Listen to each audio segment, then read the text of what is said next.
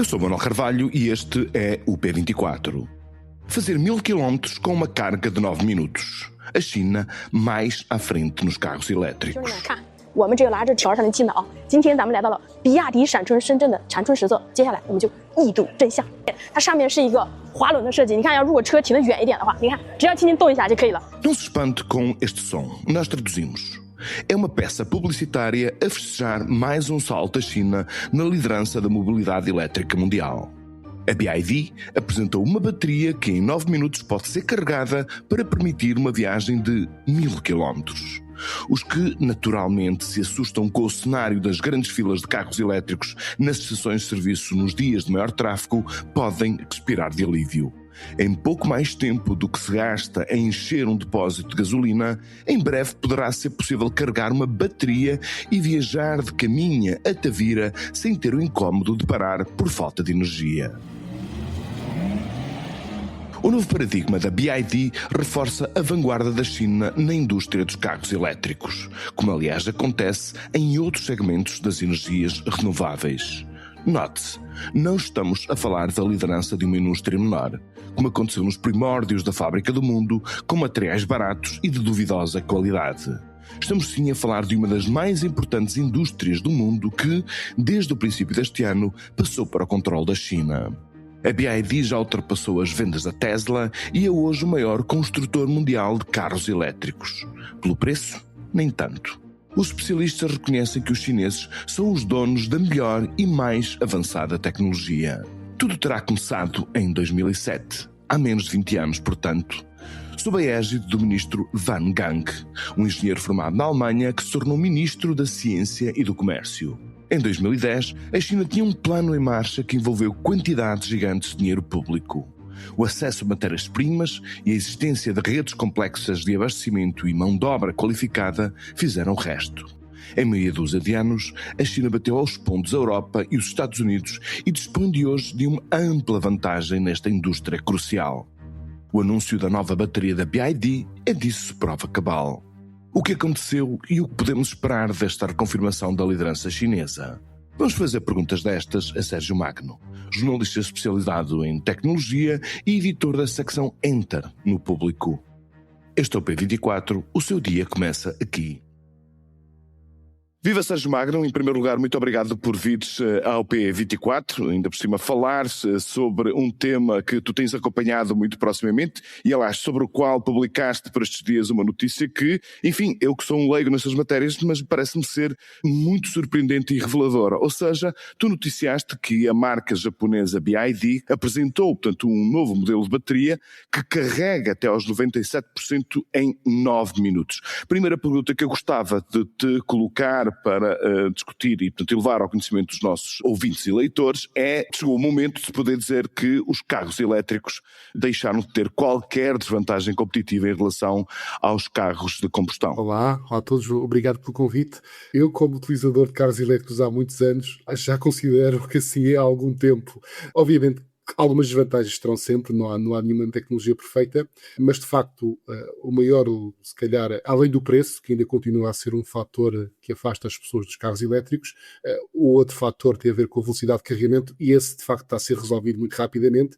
E este exemplo da BYD, obviamente que não é para termos nos carros elétricos nos próximos meses, mas na China isto já é uma realidade, ou seja, na China já estamos a falar de carregadores rápidos de 1 megawatt de potência que carregam carros em minutos, no mesmo tempo que demoramos a pôr a gasolina num carro a combustão. Isso é verdade e de facto é impressionante como a tecnologia tem evoluído. E, portanto, nós estamos na Europa, tu queres dizer, portanto, o nosso problema, portanto, ainda não temos uma infraestrutura de carregadores suficientemente desenvolvida, comparável à da China, para permitir que esse tipo de modelos que carregam, aliás, baterias que carregam tão rapidamente, possam ser mais generalizadas e mais acessíveis.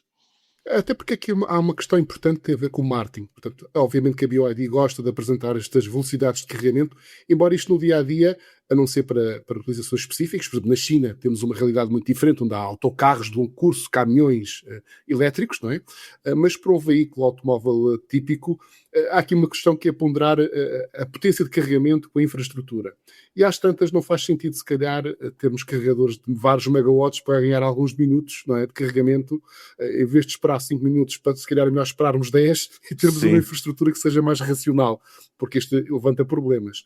Embora, por exemplo, em Portugal já temos alguns carregadores de potências elevadíssimas, 500 kW, 600 kW, em que esse problema está a ser resolvido, o problema da infraestrutura com baterias, que eu sei que também é um tema que queres trazer aqui a esta conversa, porque que as baterias permitem, de facto, ou seja, quando a infraestrutura, por exemplo, não tem a potência necessária naquela zona, localizações, localidades onde não há muita potência, cada vez mais as baterias que são instaladas junto aos carregadores, que vão carregando enquanto os carregadores não estão a ser utilizados e depois disponibilizam quando chega lá um carro, ou vários, e carregam também em períodos de vazio, onde a energia é mais barata. Portanto, as baterias estão a ser usadas também para ultrapassar esses problemas da infraestrutura. Na China já há 4.000, muito brevemente haverá cerca de 20.000, aquilo que nós podemos ler na tua notícia. E destes carregadores ultra rápidos, dos outros são as centenas de milhares. Exatamente. E tu falas que isso pode estar para breve a sua instalação também, ou o seu desenvolvimento na Europa. Exatamente.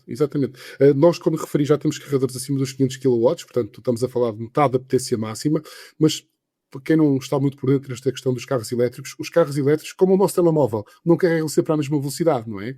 Costumamos dar a ideia de, quando se entra numa sala de teatro, há muitos lugares ocupados, se tiverem os lugares vazios, é fácil encontrarmos um lugar, não é? À medida que os lugares vão ficando ocupados, torna-se mais difícil encontrar um lugar. As baterias funcionam um bocadinho assim. A velocidade de carregamento vai diminuindo à medida que a bateria está a ser carregada, não é? E, portanto, há uma questão que é a curva de carregamento das baterias, uma questão técnica que não vale a pena muito aqui ir ao pormenor, mas que basicamente significa que, em média, mesmo uma bateria como aquelas da BYD, que tem uma potência máxima de 1,5 megawatts, ou seja, 1500 gigawatts, não significa que não carregue sempre essa velocidade. Por isso, aqueles postos que nós já temos, 300, 400, 500 kW, já permitem quase a mesma velocidade de carregamento na prática. É que parece um bocado estranho, mas é assim. E, portanto, a nossa infraestrutura já está... Uma pergunta de leigo, Sérgio. Essas baterias com essas potências de carregamento poderão ser usados em qualquer automóvel que seja elétrico? Ou seja, essa velocidade de carregamento pode ser utilizada em qualquer outro carro, num carro que já existe no mercado, um carro europeu, por exemplo, do modelo de 2023? Não. O que acontece é que cada carro elétrico tem a sua potência de carregamento. Aliás, as pessoas muitas vezes é um bocadinho, pode ser estranho de perceber, não é? À partida, mas se tiver um carro que carregue no máximo a 100 kW, eu mesmo que vá a um posto de 500, ele não vai passar dos 100, ok? E ao contrário também é verdade. Se eu tiver um carro como este BYD que carrega a 1 megawatt, se eu for a um posto de 500, vai estar limitado aos 500 que é o do posto. Portanto, aqui o funil é sempre o mínimo, é o carro ou o posto. O que significa aliás, isso é importante para quem tem um carro elétrico. Muitas vezes as pessoas não têm essa noção e não tiram partido da melhor velocidade de carregamento e acabam por pagar mais. É importante, quando eu vou carregar, conhecer as características do meu carro para escolher um posto mais adequado. Porque os postos, quanto maior é a potência, mais caros são, normalmente.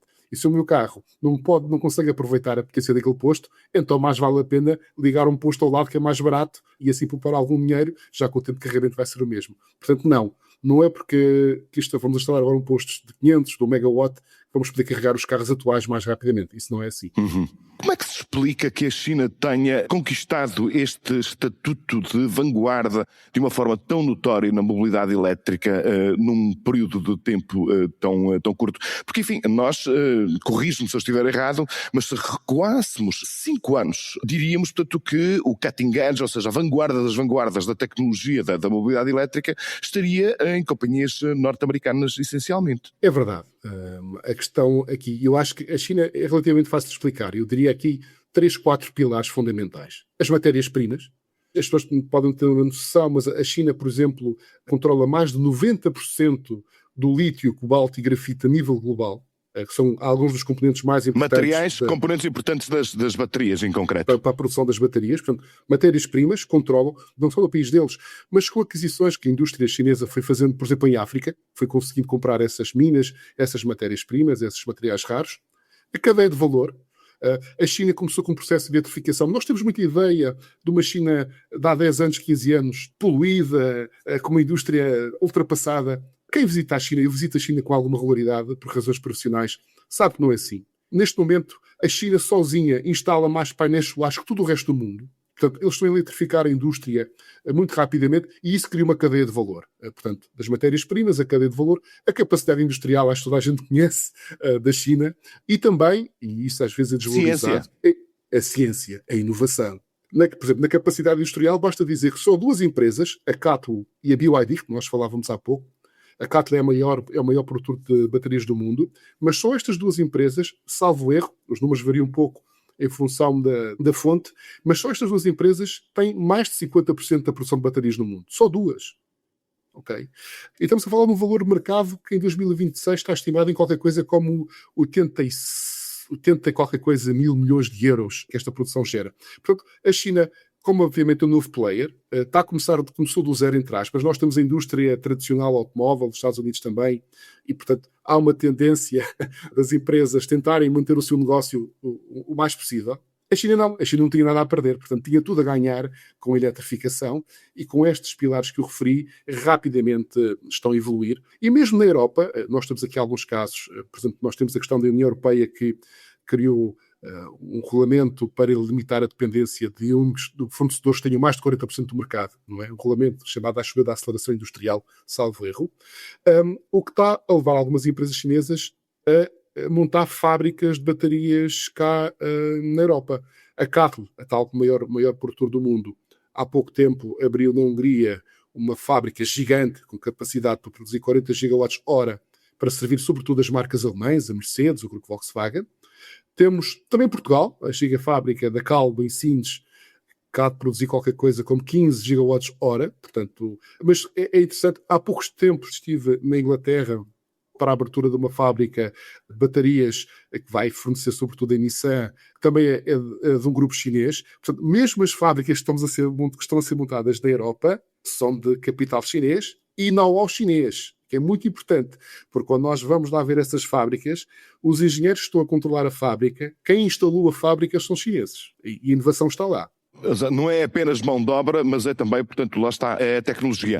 Nesse mercado, enfim, que é um mercado seguramente de futuro, até por causa das regulações ambientais, como é que tu achas, como é que tu avalias, como é que tu descreves o comportamento dos construtores europeus nesta fase de clara hegemonia, ou pelo menos ascensão, da indústria chinesa de mobilidade elétrica? Eu pessoalmente acho que estamos a cometer aqui um erro. Por exemplo, o adiamento do limite do fabrico de carros de combustão interna que estava definido para 2035 pela União Europeia, agora foi adiado. Eu sinceramente acho que esse será um tiro que nos vai sair pela culatra. Obviamente que nos calhar dá-nos um pouco mais de proteção à indústria europeia nos próximos tempos, mas é uma inevitabilidade. As marcas chinesas continuam a evoluir e esta nossa resistência à evolução tecnológica, tapar o sol com a peneira, como costuma dizer, parece-me que a longo prazo pode nos ser muito caro, porque em vez de diminuirmos a distância que nos separa para a indústria chinesa, sobretudo, mas também a Tesla nos Estados Unidos, estamos, em vez de diminuirmos, corremos o risco de aumentar essa distância.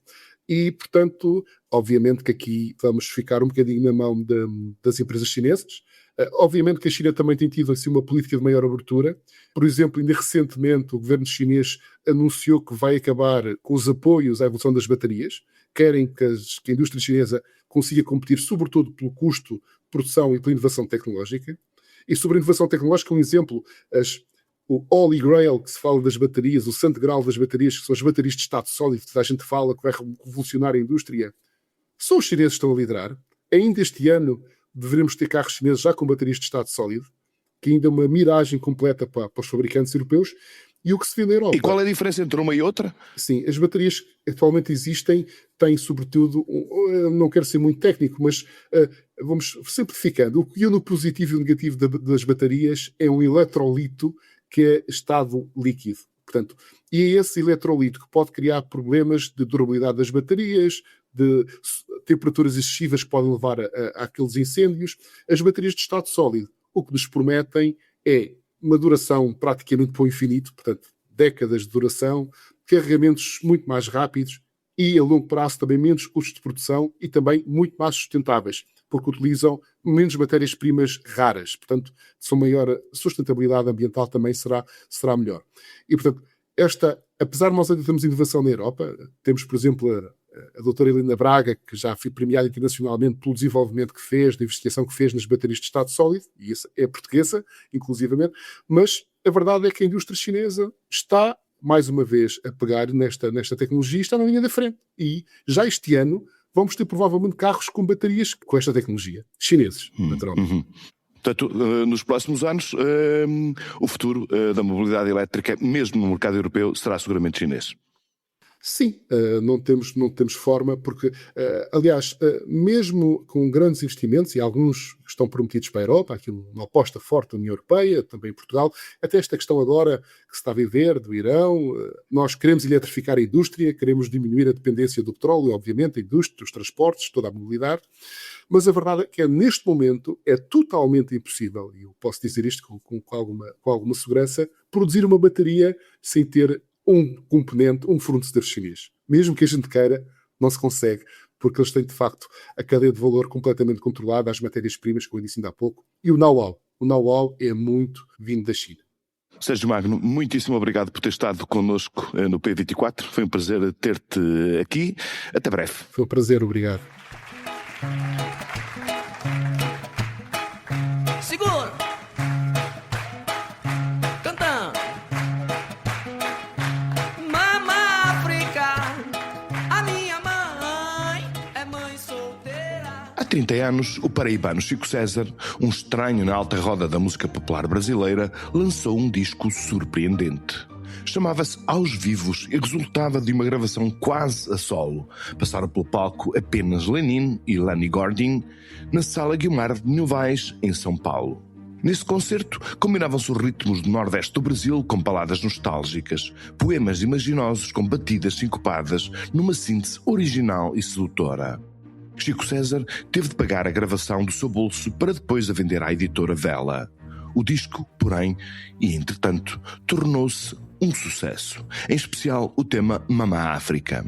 Celebrando uma data redonda da sua edição, porque a gravação é de 1994, Chico César está a dar uma volta a Portugal. Hoje, o cantor pode ser visto em Lisboa, na sexta no Teatro Municipal da Guarda, no sábado no Cine Teatro de Estarreja e no domingo no Centro de Artes e Espetáculos de Valdecâmara. O P24, entretanto, regressa amanhã. Até lá, tenha um excelente dia. Para não perder os novos episódios, subscreva este podcast do Público na sua aplicação preferida. Para além deste programa, há mais para descobrir em público.pt/podcasts. O Público fica no ouvido.